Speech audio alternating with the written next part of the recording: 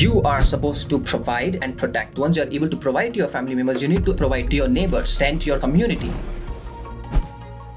Because of the West, I also see there's a lot of change happening even in India. So a lot of people are getting inspired by the West. Just a challenge here in the West. It wasn't a challenge, it's a disaster. Do you think the world needs more masculinity in it or less masculinity?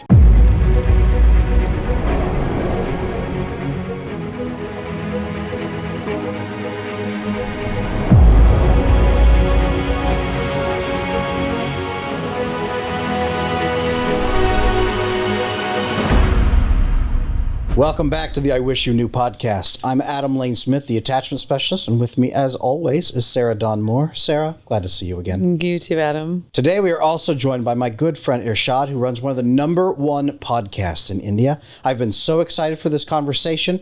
Irshad, can you please introduce yourself to the audience and tell them one thing that you wish they knew about you and your work? Absolutely. So first thing first, nice to talk to you again, Adam, and nice to meet you, Sarah, as well.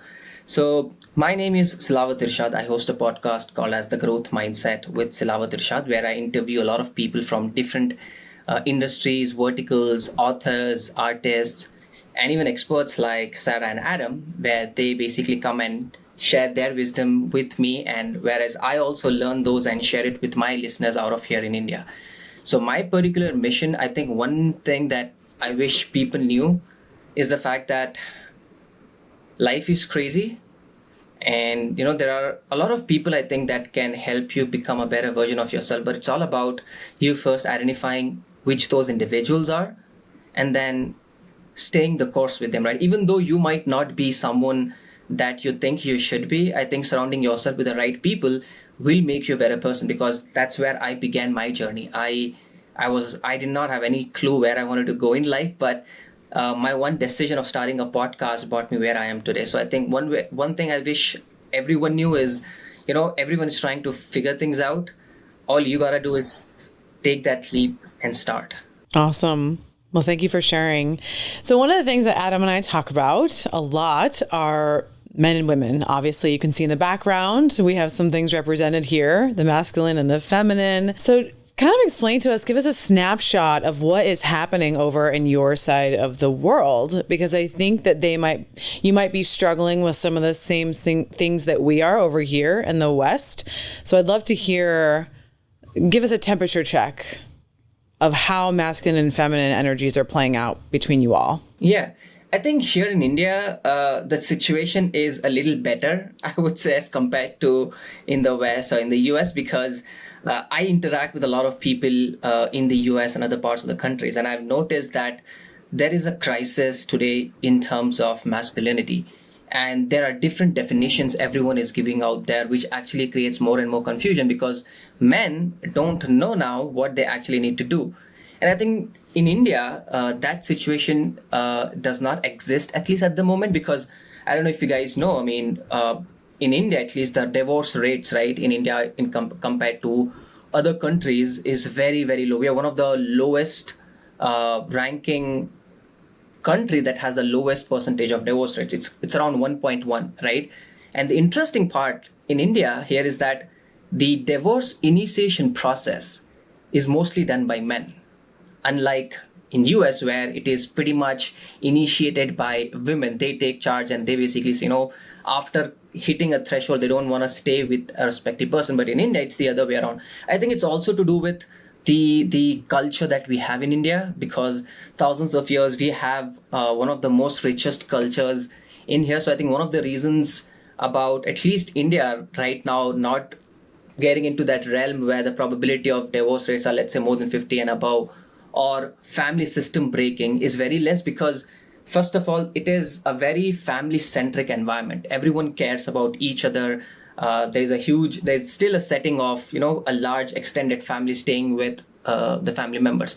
However, since, because of the West, I also see there's a lot of change happening even in India. So a lot of people are getting inspired by the West. And I've noticed one other thing is that and again, this could be controversial, but, as I've noticed, more and more women get rights with regards to, and they get more modern, the more the more chances of a family falling apart. And this is one of the top reasons. And there are a lot of research conducted in India to kind of identify, because in the last 2 decades, the divorce rates, let's say in relationships in India, have exceeded by 60 and 70%. Right? That's a huge leap. Even though the percentage rate overall is only 1 or 2%, still that's a huge leap in terms of divorce rates. And one of the major reasons is that women are becoming more modern and they're no longer dependent on, let's say, a man.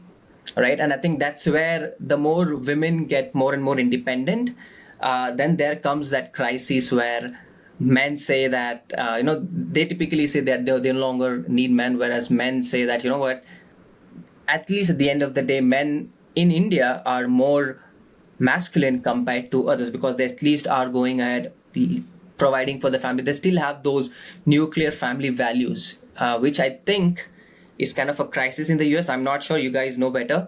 But yeah, that's the kind of thing that I've noticed, at least in India and other parts of the countries. So then tell me why you think that men are filing more for divorce then. What are their reasons when you talk to them? Why would they file? That's a very interesting question. And the answer to that, again, I'm not the greatest expert, right? But I've interacted with a lot of people. I've noticed one of the major reasons of men typically filing for divorce here is, since they are the head of the family and, they decide what they want to do.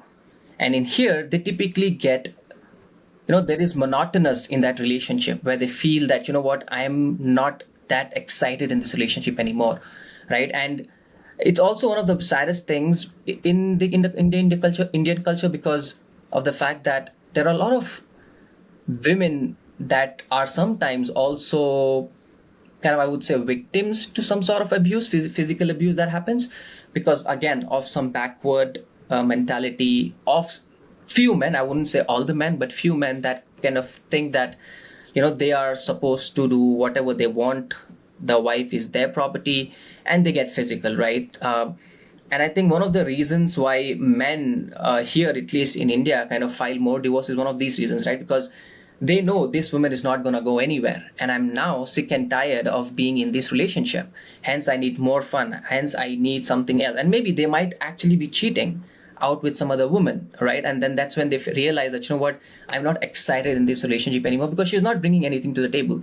And women, most times in these scenarios, even though they might be actually sacrificing for the family, but when you actually sacrifice too much, you become a victim where someone can just walk all over you. It doesn't matter how good you are, they might just disrespect you and walk away. I think that's one of the reasons, probably. And there are no laws that prohibit women from filing, or there are no social ramifications for that? So now there are. Initially, if you had asked me, let's say probably around 20, 30 years ago, no, there was not a lot of rules. However, in the last 10 or 20 years, they've come a long way now, right? There are a lot of rules. For example, if a woman gets physically abused by her man, she can actually file complaints against him, and then he can actually get screwed, right? So right now, I think the condition has improved greatly. But yeah, there is always room for improvement, right? So it always goes back to that. Guys, I want to tell you about our sponsor today, Rugged Legacy, because from a woman's perspective, there is nothing more annoying than kissing a guy and then walking into the restaurant looking like you just rubbed up against some sandpaper. So this will help you, and this will make your woman happy. Now, you talked about something very interesting in there to me, is masculinity and more of a traditional sense of masculinity. And my approach has always been that masculinity is more, it's not a swaggering, strong man who hurts people. That's not masculine. That's actually childish. He's just in a grown-up body. Masculinity is embracing your responsibility. And this is something I know that you and I align on. So if a man's responsibility is to care for others and provide stability and build, and I know that you've responded well to that because you build and you're careful, do you think the world needs more masculinity in it or less masculinity? I think the world as a whole definitely needs more masculine men. And you rightly pointed out, Adam, saying that, these men that actually react and beat their women probably, right, are actually not men. In my terms, they are weak, they are emotional. And I think as a masculine man, you are supposed to provide and protect. That's what I always say. As a masculine man, these are your two primary duties. You need to provide, you need to protect. Provide for your family members, not only for your family members. Once you're able to provide to your family members, you need to actually see how can you provide more to your neighbors, then to your community. And then you keep building on based on that. That is what a true masculine person is. And at this moment where, I know there are a lot of people right now in this day and age that have a different perspective altogether, where they say, do you need too much masculine? Is someone too masculine? Is this toxic masculinity? I don't believe in all of that, right? Because I believe it's either masculine or it's feminine, right? Either the person is a masculine person who's always looking at providing, protecting, and a masculine person is someone who, I think it's an energy in people that are more driven, they are more passionate, they are self-sacrificing, they will do things that they think is right. Those are masculine traits, I would say. And again, it does not necessarily mean women cannot be masculine, right? These, as I mentioned, these are traits that can be held by anyone, but majority of the times, provide and protect, these are a man's primary responsibility. We used to have this term here in America and in English that we don't use anymore, right? There's masculine and there's feminine, but there's a third word that nobody talks about or uses, which is effeminate.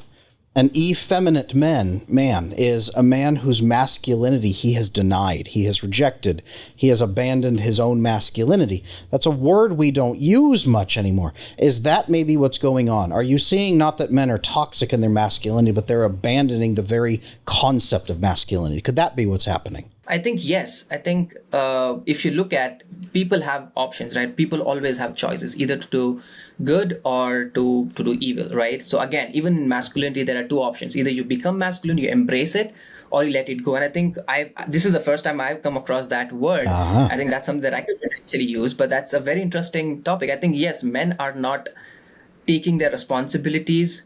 I also think this is also because of the fact that, and I'm talking specifically about the Western culture because I interact with a lot of people in the West, is that things are so chaotic right now. There's so much noise, and they think, why should I put in so much effort in this relationship when maybe after 6 months, a year, 2 years, 3 years, this woman might actually think that, this is not working out, and she can walk out, take 50% or more of your wealth, and whereas this man might have worked day in, day out to earn that, right? Whereas, I mean, in the India, if you compare that kind of functionality or that kind of dynamic still not exist, because again, we are in the footsteps of the West. If you don't stop ourselves, my personal opinion to Indians especially has always been, learn from people, learn what they are doing, learn from that community, learn from that culture. What are some good things that we can actually incorporate in our lives? If that makes sense, if that helps you become a better person, helps the lives of people around you, adopt it. But don't adopt things that seem fancier to you. Following anything the West does, now there's crisis going on. We might also come across and face the same crisis down the lane. I definitely see a lot of people also getting inspired by the West and doing things like, let's say masculinity. As I mentioned, masculinity is provide and protect, right? In India, now there are more and more men that say, stay away from masculinity. I'm like, why are you even saying that? We need masculine people. Otherwise, when things will get tough, who's going to come in and actually protect the people that are required? And anyone who says we don't need masculinity, then what do we need? You need both the ends of the puzzle, right? There are always two sides of the coin.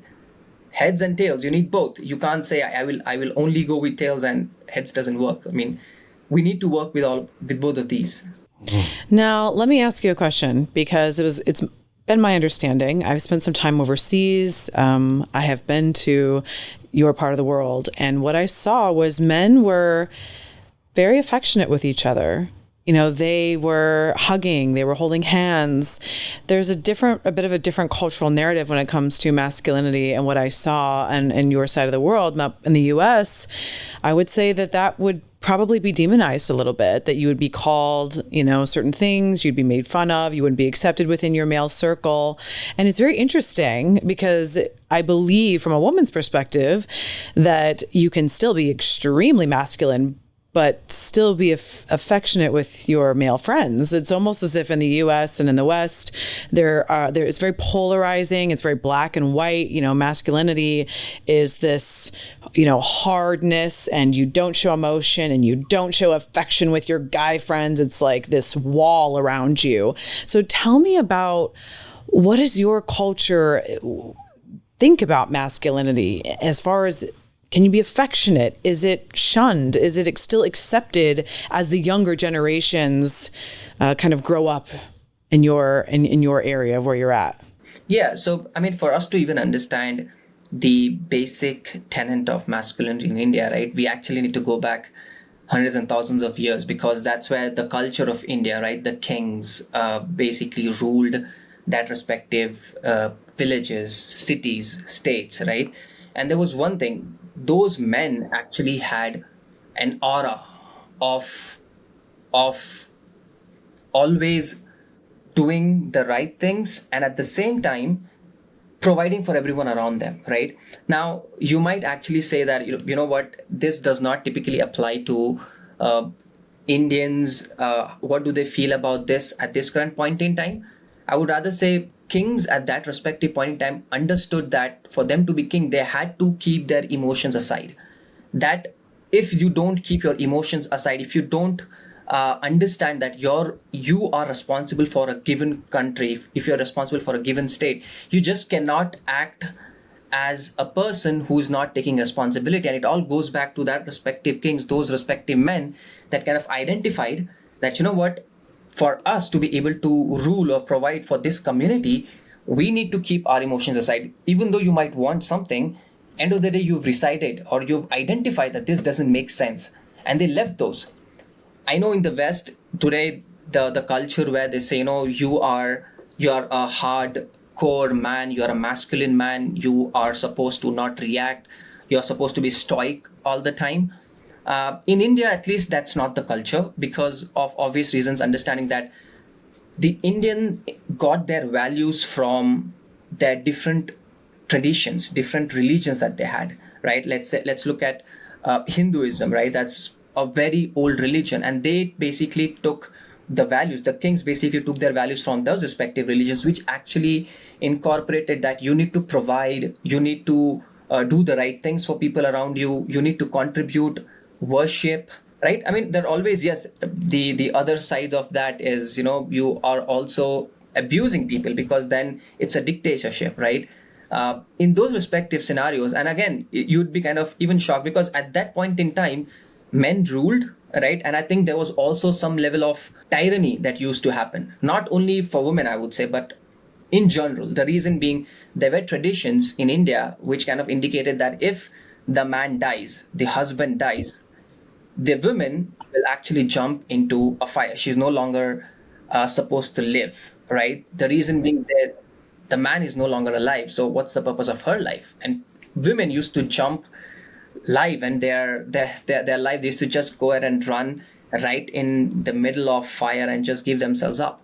But the idea here with regards to Indian culture is, there are good things. The good things are men have understood their responsibilities, their roles, and they are also surrounding themselves with men. And this is something that is mocked in the Western culture, because they might call you gay because you're hanging out with them. If you're holding hands, they're like, why are you holding hands? I think in India, that's not the culture, because they look up, or men will look up to each other as brothers, right? Which means it's a group of people that are like a gang, right? Like protecting their neighborhood, protecting their village. So that kind of a culture exists in India. Now, yes, we are moving away from the bad portions. Like, for example, what we used to call them was a sati system, right? Where women used to jump into the fire when their husbands died. Now, obviously, that is abolished long ago.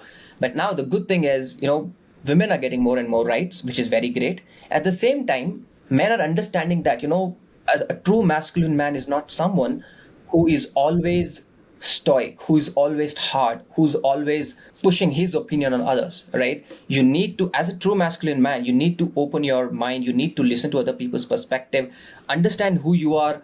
If you feel like crying, cry, but don't become a crybaby, right? There's a difference between you shedding a few tears and understanding that, yes, things went wrong.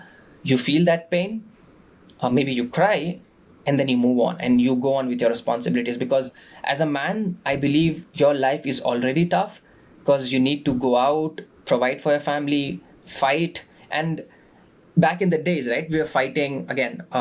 Our old ancestors, they were basically fighting animals, they were fighting people of other groups to protect their families. Now it's a whole different battle. Now the battle is of who provides the most materials, probably to their family members, who's providing more, who's bringing more food to the table, who's providing more vacation. So the dynamics has changed, but the roles of responsibilities of a man has not changed. So I think, if that made sense. That's very helpful. Thank you. So what you're talking about is a more authentic human masculinity versus a character, a fake character of masculine where you are not real, you're made of stone, you have no heart and no feelings. You're talking about being an authentic human being who is also masculine. Here in the West, a lot of our media portrays men more in a feminine light. And a lot of the male celebrities and our movies and all the media is these very feminine men, almost training men to be feminine because that's what women find non-threatening. So a lot of our media is to be non-threatening to women and then entertain them. I'm thinking over in your region of the world, is your media enhancing that? Are they helping that? I think maybe of the movies of maybe Shakir Khan, is he maybe a more good example of authentic masculinity, or is your media kind of like ours where it's going the wrong direction? Yeah, so I think a good majority of them are still in the right step. They're in the right direction. However, there are also movements, obviously here in India as well, that want to take that roles and responsibilities of a man and probably give it to, let's say, women. And they also preach that, men should be more feminine, men should mellow down a little, let women come forward. I'm not against women coming forward. As far as the women really wants to work, they really want to go ahead and contribute, if that's their passion, by all means, please go ahead and do it. What I'm against is the fact that the media telling women that you need to come out of your home, that's when you find freedom. What if the woman just wanted to stay at home, take care of the kids? What if she wanted to open probably a pastry shop? What if she wanted to start a business? Sure, I mean, whatever appeals to that respective person. But we also need to understand that if you are putting in, or you're on a mass scale, you are telling women to basically go ahead and come out of their homes, that's when they will find freedom. I mean, that's a recipe for disaster, because then women are, and again, let's look at, because this is all conditioning, right? People are conditioning youth from an early age that they need to go out to make a living, they need to work, they need to be independent. What happens when people actually become independent? First of all, they're buying into a wrong notion in the first place, which says that if you go out, if you become independent, if you are independent, if you don't need anyone else's support, you will be happy. But people that are actually working, I've noticed this personally, even in India, right? There are a lot of women out here that are probably, let's say, 30, 35, single, not married. And after they are 35, right, it gets really difficult for women to get married. The reason being, first of all, India is a culture, right? It still believes in those nuclear family values, which means when a man is around 25, 27, the woman is around 20, 22, they typically get married. So the moment you cross that 30 range, right, it gets really difficult for a woman to actually find a proper mate. And if you find, probably it's going to be someone who's a divorcee, or someone who might have lost his wife, or a widower, right? And that's fine. There's nothing wrong with it. But the idea that I want to say is women that are around, let's say, around 30, 35, they're financially and career-wise really successful. But what's happening in their personal life? They're actually not happy. And I know a couple of women telling me who were at VP positions of companies saying, the only time I feel validated is when I'm in the office. When I go back home, I have nothing else to do. And that's something to actually sit and think about, like, where are you getting or buying your values from? And even in India, the media is promoting that. There are a lot of reality shows that promote that, indicating women should own up. It's time for women to lead. Sure, if you want to lead, go ahead and lead. But let's make it a fair game where both men and women are coming together. Because when we both come together is when good things happen. If we start fighting within each other, no one's going to win. Both of us are going to lose. There's good for no one in this fight then. So let me ask you, because modern dating, right, has been a challenge. It's a challenge here in the West. More than a challenge, it's a disaster. Yeah. And of course, you know, you're speaking some serious truths. I think that there are women as well over here, you know, 30, 35, 40, and whether it's their standards are too high, whether, you know, a lot of the people that have gotten into relationships already are secure, they're happy, and then you kind of have the dating pool that's left over, and you're kind of weeding through a needle in a haystack, trying to find somebody who's like healthy and not traumatized from their past, or you know, or they're just, their standards are just too high. You know, people just don't want to commit, and they're going into work trying to get that fulfillment. So where does modern dating stand with your culture? Are you facing some of the same things that we're facing over here? Are men feeling like women's standards are too high? Why aren't people coupling up? Is feminism to blame for giving women the idea that they have too many options? Do you have dating apps? Do you meet through friends and family? Like, how would you go about meeting your significant other? Is it still arranged marriages? I know I'm throwing a bunch of questions at you, but just kind of overall, to sum it up, what is modern dating like for you? Yeah, I mean, in India, right, especially modern dating is definitely picking up, right? I mean, and I think this is all because of the social media and the kind of world of opportunities this has opened, right? I mean, obviously, there are a lot of dating apps here in India. There's Tinder, there is Bumble. There are so many dating apps, and people are definitely using it. Majority of the people that are actually using it are in the urban areas, right? That are in the cities. And again, let's understand, in cities, there are not a good majority of crowd, right? Or the population still exists in rural areas in India, right? Which means there are still people that are not at all aware of any apps like Tinder, Bumble, or even going to Instagram and finding someone to date, or let's say the entire hookup culture.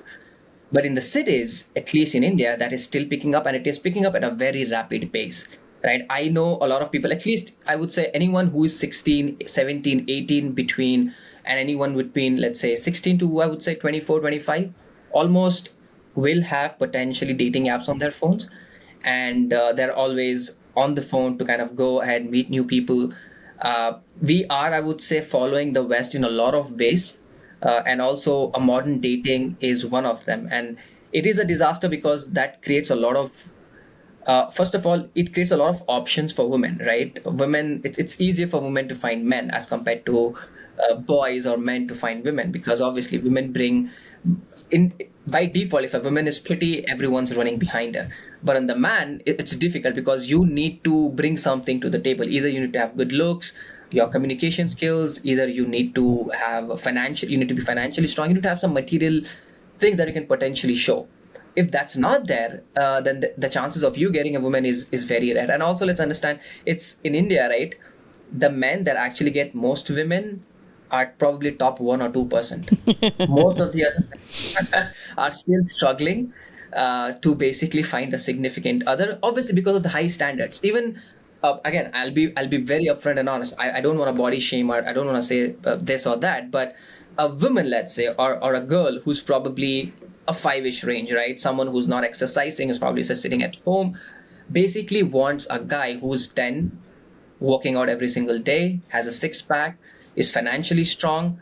I mean, yes, you can expect, but what are you bringing in return, right? And that's also a kind of mentality in India that we are getting a lot of inspiration from them following that. But there are a lot of repercussions of doing this, right? Because West knows it. The hookup culture, the fast dating, and all of this is already being deployed here, even in India, because I don't know, there is the intimate connection, I believe, with that people have with the West. They try to copy the West without realizing the implications it can have. And yes, the modern day feminism is also playing a huge role in all of this.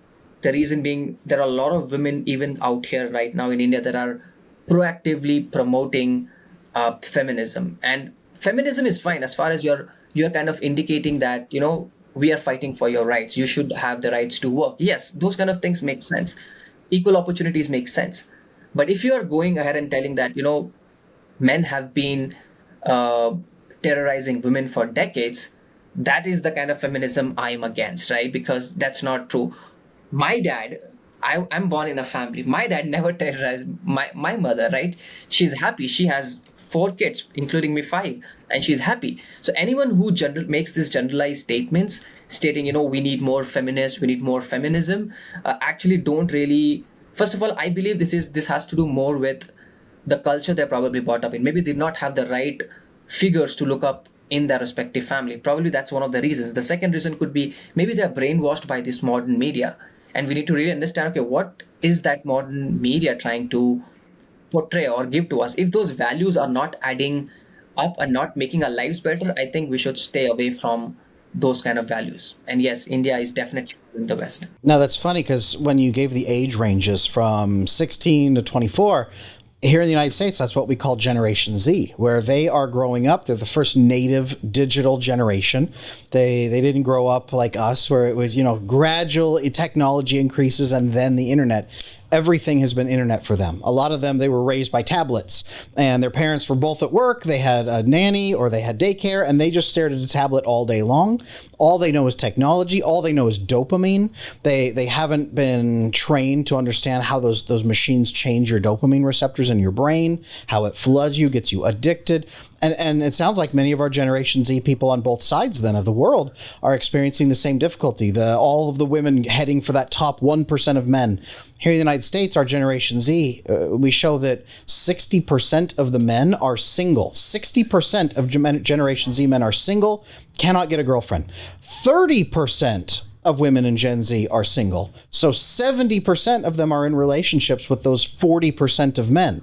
And do the math. Some of them, yes, they're paired up, singles, but a lot of those women are clustering up to the top. So here in the United States, we have something called a situationship rather than a relationship, where the woman, maybe the guy has multiple girls and she's hoping that he will eventually pick her. So she competes, almost like a game show, to try to be the most interesting woman, the one who argues the least, the one who is best in the bedroom, the one who never says no and has boundaries or problems or needs. And so all of these women are desperately trying to get the top levels of men that they would consider top level men, right, on their side and to pick them. And that is, it sounds like that is infecting both their cultures on both sides. And that's growing for you. Sarah, you're the woman here in this room. Mm-hmm. Gen Z in America, Gen Z in India, women, maybe. We've been talking about, right, the influence of feminism and the difference between the sort of feminism that creates safety and the ability for women to leave their home, right? That's one thing. The other feminism of you don't need men, you will be miserable in a home, it is the worst thing in the world to be a mother, you will only find fulfillment in a corporation, corporations will take care of you, right? Can you maybe speak a little bit to the women in India, maybe the young women who are going down that path and are following a path that women here in America have followed for many, many decades? Yeah, is there anything you might want to share? For sure. So, Irshad, what I would say to that is, unfortunately, sometimes you have to learn the hard way. And as a woman, who is in her late 30s, I will say, the idea that going to a corporation is going to be empowering, right? The idea that women are thinking that if I have a boss who's a man and he's telling me what to do, whether it's Excel spreadsheets, whether it's PowerPoints, whether it's meetings. I mean, I was in meetings for years, very stressful, high stress. There's something that happens with us women where we don't connect the two. We think, okay, it's okay. It's all right. Like, I'm in this corporation. At least I'm making my coin. At least I am having this, growing this self-confidence. And like you said, getting that validation from work. But we forget that it's still a man controlling us. We forget that it's still a man telling us what to do, that we're still competing with a man for power, versus within the home, there needs to be more education when it comes to, as a woman and as a woman in the society that is dealing with this as a millennial woman. Unfortunately, what we believe and what is told to us is that if we are subservient to a family, if we are subservient to children, if we are subservient to a man telling us or trying to protect us and provide for us in the home, that is control, that you are losing your power as a woman. And so I think that's where we have to do a better job in us women educating Gen Z women, us elder women, because it's not gonna, the reason why my platform became so big so quickly is because I was saying things that men would like to say, but they would be canceled for. So of course, I was canceled by some other women by the things that I had to say, but it really came from a place of good, of trying to share some wisdom, as in, ladies, there is no difference. You choose your fate, right? You either go to work for a corporation and you clock in and clock out, but at the end of the day, what do you have to show for it? Stuff, experiences, a fancy car, a nice designer bag. That doesn't bring you any type of peace or any type of joy at the end of the day. But talking to mothers and talking to women who have a relationship with a stable man, whom is a leader in their home, they actually feel so protected and so contained and so much more at peace. And I feel like the end of the, to bring it all back home is, it's too black and white. You can have everything as a woman, but you have to decide, I guess, what beast do you want to serve? But at the end of the day, I think that there can be balance. You can go to work, you can have a job, but you also don't have to compete with a man. You also can come home and be very feminine and want to contribute if you want to. It doesn't have to be and or, right? It can encompass the whole family system. You can bring it all together. I don't know, Adam, what do you think? As a married man with a wife and 4 kids, number 5 is on the way. My wife, I look at her and she's so happy. She's so happy. She ran a business, right? Before we had kids, she ran her own business. And I remember how frantic she was and stressed out. And it's not that she quit because she couldn't do it. She was good at it, but she's so happy now as a mother. And I'm not saying every woman on earth, right? It's not force them to be moms. But the messaging here in the West is that motherhood is the stupidest, worst thing a woman can do because it's so unfulfilling and so awful and so powerless. And I don't agree with that. I think that there's immense power. I'd love to hear, Irshad, what is the view of motherhood over there?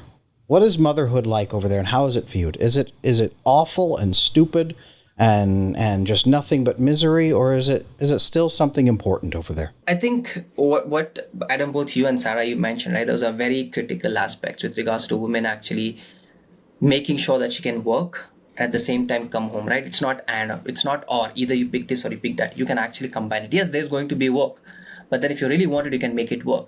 And Adam, to your point with regards to men, right? You seeing your wife, and again, we understand that, right? People think that working, a woman working is a great thing, but let's ask the women: are they actually enjoying? Go and ask men: are they enjoying their work? 95% of the people are not happy with the work they are doing, but why are they going to jobs? So that they could provide to the family. It's not that they are excited as soon as they wake up. Oh wow, I'm gonna go to a 9 to 5 job. I'm gonna work my ass off. I'm gonna sit in front of the computer, work. They don't like it, but the only reason they are doing it is for their families to provide. And in India, and that's a very interesting and a very important question you guys have asked, right? How do we look at womanhood and mothers, especially in India? They are very, very respected. And that's why I said in India, right, the culture itself is a very warm culture where kids, or let's say husband and a wife, right, if their parents are still alive, they oftentimes still stay with them. However, in the West, that's not the culture, right? As far as you're 18, you're out, you're independent, you can do whatever you want. But in India, womanhood is considered like, in Hinduism, they also call as like one of the virtues or one of the signs of God, right? She is a god. She's a goddess because she's actually raising those kids. And let's be real, raising kids is one of the most hardest job on the planet. you are working 24/7. You're waking up in the middle of the night, cooking for your family, providing for your family. As soon as the man comes, it is a job. And I would say, I would basically argue that it's one of the toughest jobs women do. Not only are they providing and helping men, because end of the day, what do men want? Men want, when they come back home, they have a smiling and a happy wife and kids that are playing around. That is what actually brings happiness to a man. At the same time, when a woman makes that kind of environment for men, they will, even though they might hate their jobs, they'll still go ahead and work, because at the end of the day, they're happy that their family is taken care of. And motherhood in India is something which is celebrated, is something which is at its core, and people value women a lot. I mean, though people might say otherwise, but mothers are actually valued a lot in India, in our culture, because from day one, that's how they've been raised, right? They've always given a lot of priority to women. And even most of our religions, let's say Hinduism, let's say Islam, right? We all say that you will find the heaven behind, or below your mother's feet. That's where God places heaven, right? Right below your mother's feet. And that's great in itself when you actually understand the importance of mothers. I think that's what at least India is amazing. And I think this is something that India should continue to do, and not get inspired by the West, where after 16 or 18, you're independent. Now, part of being a good partner is taking care of yourself so that the other person doesn't have to. And Rugged Legacy Grooming Supply will help you take care of yourself and look your best in your relationships. I think, though, where it gets complicated is that in the West, especially in America, women, they don't necessarily have a choice. Things are very expensive. And going to work and contributing to a household is not necessarily something that a woman can just say that I'm going to stay home and just actively raise kids, or I'm going to stay home and be a taken care of woman. I mean, I think that there's a lot of women that would like that, but at the same time, there's a lot of men who simply cannot provide that because life is so expensive in certain cities. So again, it goes back to, okay, if a woman does have to work and does have to clock in and clock out, and how can she create happiness within herself? Maybe it's a part-time job. Maybe there's a way for a man to help her as she walks in the door, to relieve some of that masculine energy, to relieve some of that stress that she feels, and the balance can be brought back to the household, even if a woman is working. I personally just know that in cities like San Francisco, California, Houston, New York, you cannot not afford to work. So again, it's all about this balance.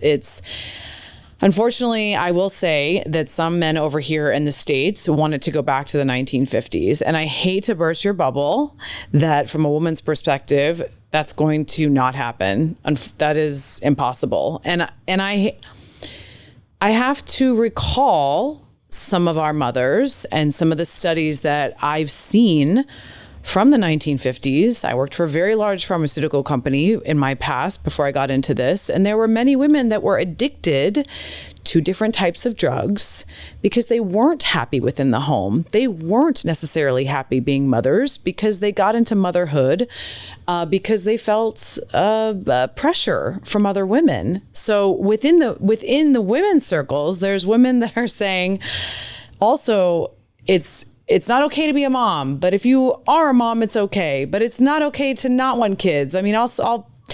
I'll ponder upon an Instagram where a woman is child-free. That's the name of her Instagram, is child-free traveler.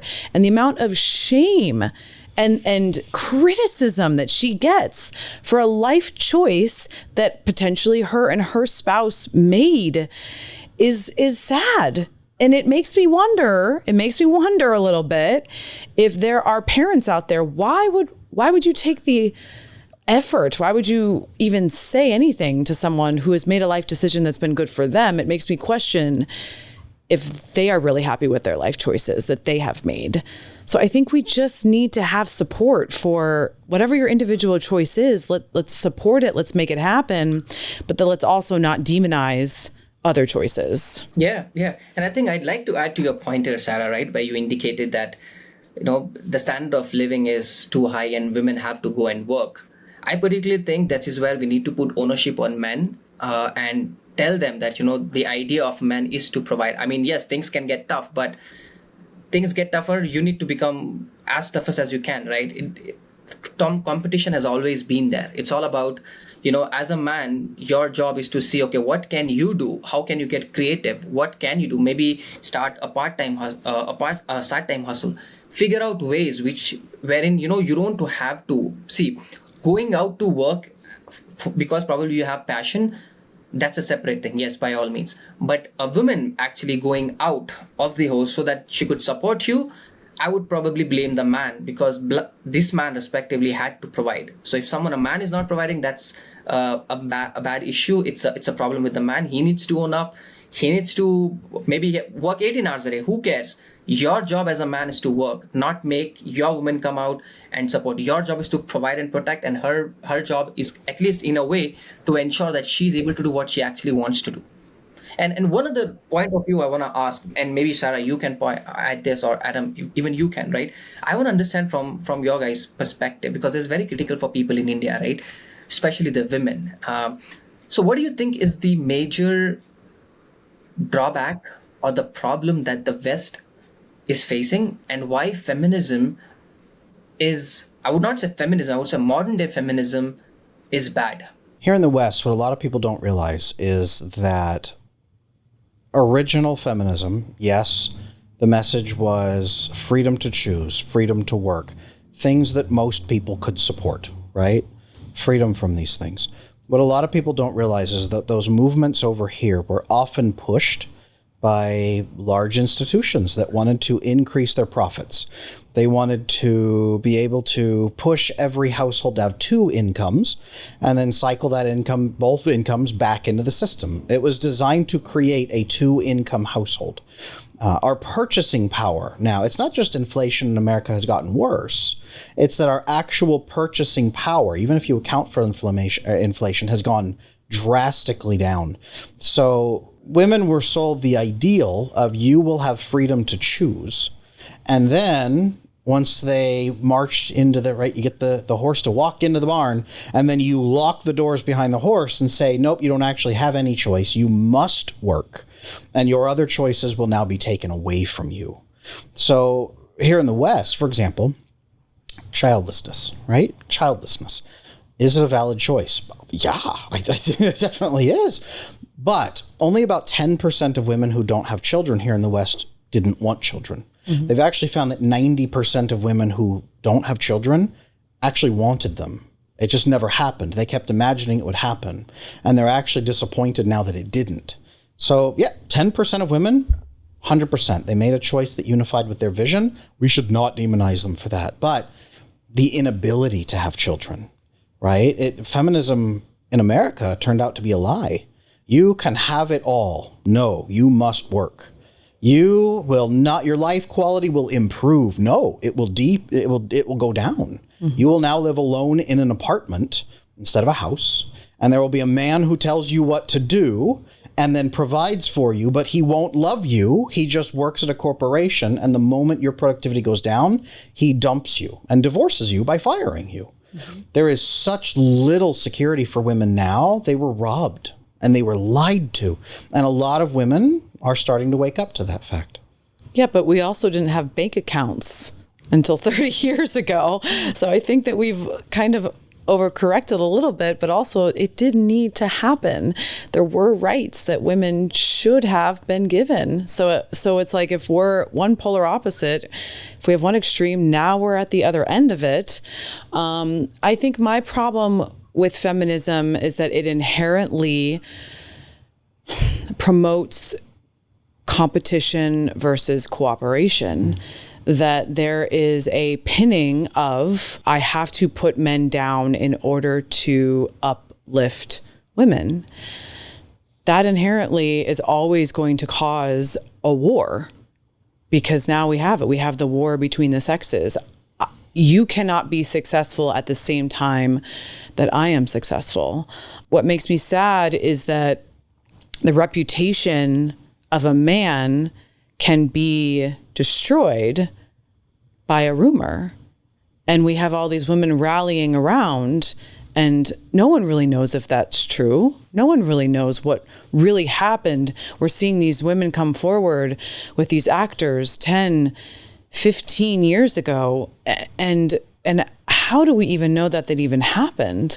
So there's this, and also, thirdly, is that it puts women in a victim role. That men robbed us of our inherent worth, and that they are to blame. But really, femininity, and if you talk to any man who's been in a relationship for a long time, he will say that, man, he'll do anything for his wife. Like she has him wrapped around his finger, right? But we've traded places. Now we think, and now we've been told that, control and power and having your bag and all of these things will give you more power than a man. But really, femininity is very powerful if you use it for good, if you use it. So that's what we need to get back to. We need to get back to sharing with women that, you want to, and I know this is going to be controversial, but you want to learn how to control a man, learn about femininity, and you will have him wrapped around your finger. You will inspire him to be the best version of himself that he would be, as far as going to work more and giving him that positive reinforcement, and taking away those video games and saying, babe, I need you to be better for me, and I need you to be better for us. But right now, I think that, we're not taught, Irshad. Women are not taught how to treat a man, because we believe that, the P, the thing between our legs, is the power. That's all that we have, and men should just bow to that. When I was getting into this work myself and going through my own journey, I Googled, right, like books on men. Like, I need to understand men, because I wasn't quite sure. There were things that were happening that I'm like, okay, men, you all say that you're simple, but you're a little bit more complex than you think, as far as how you think, what you would like out of a woman. There were probably 2 or 3 books that I found, one by Sean T. Smith, that is a psychologist, that says, what does a man want? I can't recall the title. Maybe 3 books, Sean T. Feldman, what men want. 3 books about men and about what they value in relationships. Now, I dare you to Google, what do women want? And it's, there's hundreds of books, hundreds of titles, because men are salivating to try and understand women, because they're a little bit more complicated. That is my goal. That is my goal, to change that. And I think there are many women who are starting to reach out and to have that conversation with other women that, ladies, if we want husbands, if we want a good man, we have to learn how to inspire him through grace and through forgiveness and through femininity. Interesting. I really like your answer specifically around what men want, right? And you as a woman, Sarah, I want to specifically ask you this, because I know a lot of women might be listening to us. What do actually men want? Really? Tell us some top. I think that men want support. They want loyalty. They want a best friend that they also subsequently want to sleep with.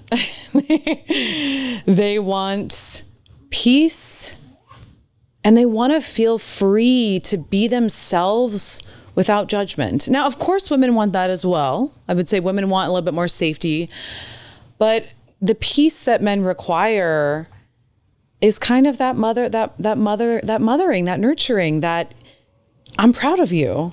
You're going to be okay. I have your back.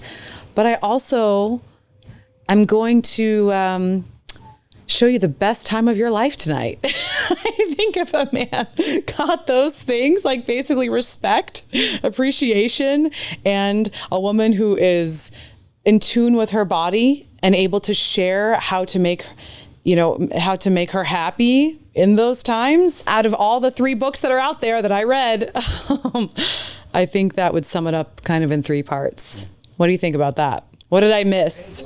No, I think you've covered some really interesting pointers, right? Because yeah, as a man, what does a man want, right? At the end of the day, he wants to come home. Because as a man, I know what I want in a woman, right? I want in a woman, as soon as I come back home, I don't want to have another fight. I've already fought enough for the day. I was out, I was fighting with multiple people so that I could provide. But now, as soon as I come home, I don't want to have another battle just because I'm a man and you're a woman, right? I want a woman to say, you know what? Come, you fought. I'll feed you now. Eat, sleep. What else do you want, right? Close the door. She gets all those hanky panky and all of that stuff you want to do. Amazing, right? That what makes it fun. That is what, as a man, end of the day, I'll be like, okay, you know what? She gives me peace. At least at the end of the day, when I'm coming to her, I'm happy. All right. And Adam, and this is a question to you, right? Because I know I've asked Sarah about what are some things that men want, but I want to ask you now, what do you think? What are some things women want from a man? Women want safety from men. And that's the biggest challenge here in the West, is that women don't believe they can ever be safe with a man because they don't trust men. They've been raised not to trust men here in the West for generations, that men are going to destroy them, that men are going to hurt them, that men, in fact, enjoy hurting them. The idea here in the West is that every man in history has always enjoyed beating his wife, and only until feminism saved them did men finally learn that they were evil. And women want safety in every capacity. That means being open with them, giving them information. I know, Sarah, you've been very good about saying information makes women feel safe. Mm-hmm. That's wonderful. Connection with a man makes them feel safe because she can't be replaced by a 12 out of 10 on the chart, a bombshell, as we say. She can't be replaced by a young woman who's 19 years old. When she's 45, if she has connection with a man, then she's more stable and safe than ever because she's connected, and their bond is what keeps her safe. Women want safety in every way. And once they are safe, then they want to be valuable to the people that they love. Women want to be loved and to be valuable to the people that they love. And when women have that, that's feminine power. That's ultimate power. Really, that's the power that moves the world and grows the world. And we cannot live without it. And I've been biting my tongue over here because I want to say one more thing. I would say when a woman feels that masculine presence, then a woman wants romance. A woman wants to be told, God, you're beautiful. God, I want to ravage you tomorrow. I want to do naughty things to you. I mean, a woman, when she gets that, then she wants to feel also, if she's really in tune with herself, she wants to feel sexually satisfied. She wants to feel as though you are the man of the house, and she respects that. And I tell you, if you give her that, I'm sure you have 5 kids, so you know what I'm talking about, Adam. He's well aware. So I think if you give women that and that romance, you will have a loyal woman for the rest of your life. Absolutely. Irshad, this has been a wonderful, wonderful conversation. It's been an honor to have you on. Can you please tell the wonderful people at home where they can find you and what projects you're working on that you'd love them to know about? Sure. So people that might want to look at my content or want to know more about me, you can find me on multiple platforms. You can find me on Instagram by Silawath Irshad. You can find me on my website, www.silawathirsha.com. And I only have one single project at this given point in time, and that's to grow myself personally in all the areas of my life, spiritually, financially, health, mental, all of this space, and at the same time inspire people to do the same. I mean, the only time I think all of us can actually make this world a better place is first when we fix ourselves and constantly working on ourselves. And let's spread a positive message of men and women are basically, they are different people, right? We're not equals. Both of them are different. You can't compare a lion, let's say, with, I would not say lion, because then people would say lion, do you mean a man is a lion? I wouldn't say a lion also. I would say possibly, let's say, a rhino with an elephant, right? Both of them are different. They are good in their own things. So as a man and woman, I think we need to actually understand that when both of us come together, we find common grounds and we identify what makes us strong as a couple, as a relation, as a people in that relationship, I think that's what will make families better. Because if you're able to fix things at its core, right, in families, then we are going to have better kids. We are going to give them right values. Then those kids will actually be fixed kids. They are not going to go ahead or maybe get brainwashed by people. They will be able to instill to their kids and they'll be able to have a better positive impact. So my message is to first grow myself in all of these areas and at the same time help people, talk to people like you, learn myself, share this message, and let's make this world a better place. And that is the exact message we need. Thank you so much. All of your contacts will be available in the show notes or on YouTube. If you're looking there, it's in the description below. Thank you so much for joining us today. We've been so honored to have you here. It was a pleasure talking to you guys. Take care. So that was an amazing conversation. Adam, where can they find you? So I am Adam Lane Smith, the attachment specialist. You will find me on adamlanesmith.com with my course, the Attachment Bootcamp, with my coaching, with all of my products to help you build amazing relationships there. I'm also on Instagram and YouTube as @AttachmentAdam, and everything you need to know is there. What about you, Sarah? Well, they can find me at sarahdawnmoore.com and on all platforms, TikTok, YouTube, Instagram as Sarah Dawn Moore. I also offer a course called Mastering Modern Love, which really focuses on the male and female dynamics and how to really speak to each other using feminine and masculine energy, as well as my coaching at sarahdawnmoore.com. And you can find all of that in the description. One more reminder that our sponsor for this show has been Rugged Legacy Grooming Supply. If you want to look amazing and masculine, make sure you pick yours up. And this has been the I Wish You Knew podcast. We'll see you in the next one.